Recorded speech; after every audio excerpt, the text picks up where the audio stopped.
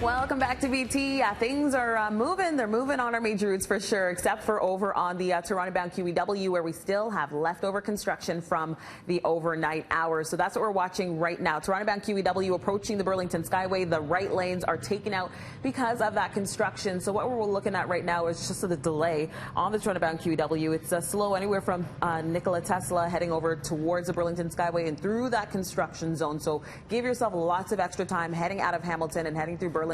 Heading to the eastbound QEW, that's pretty heavy from about I would say eastbound Gardner, I should say, from Royal York to east of the Humber Bridge. And that is all just due to volume. And of course, later on today, starting at 8 p.m., the Lakeshore will be shut down for the Honda Indy. So do plan to give yourself lots of extra time heading into the downtown core later this evening. That's what we're looking at out on our major routes.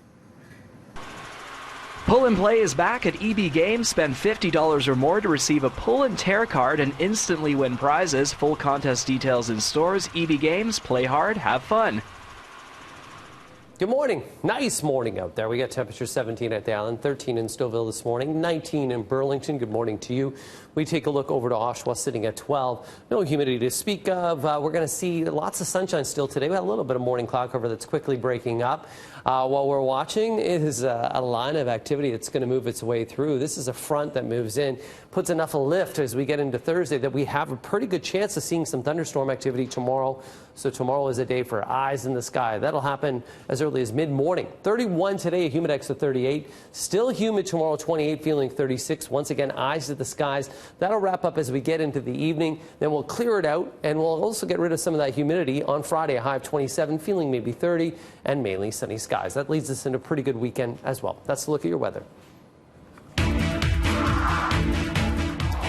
Well, if you went into an LCBO lately, you might have noticed the shelves have been looking a little dry. Well, the company has now spoken, saying the lack of stock is due to a new warehouse management system, which is now causing delays to deliveries in some of the GTA stores.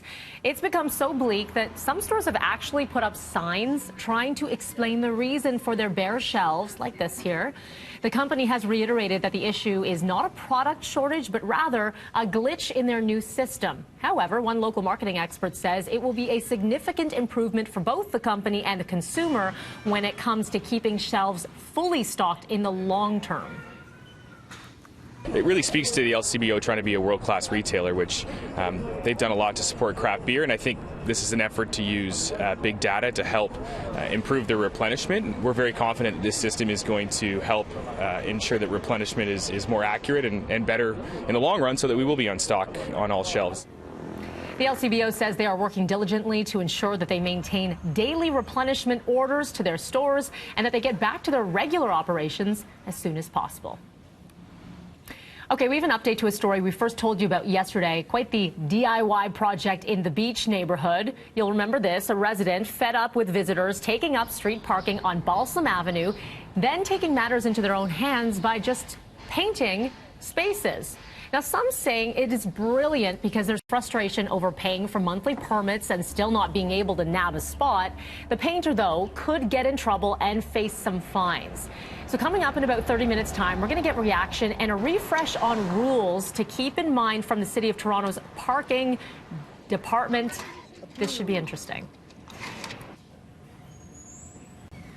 Residents of Scarborough getting an update from experts at information sessions last night on how to deal with coyotes in their neighborhoods. And one of the biggest things is to be aware of the providing food for birds and animals could also be attracting those coyotes to your home.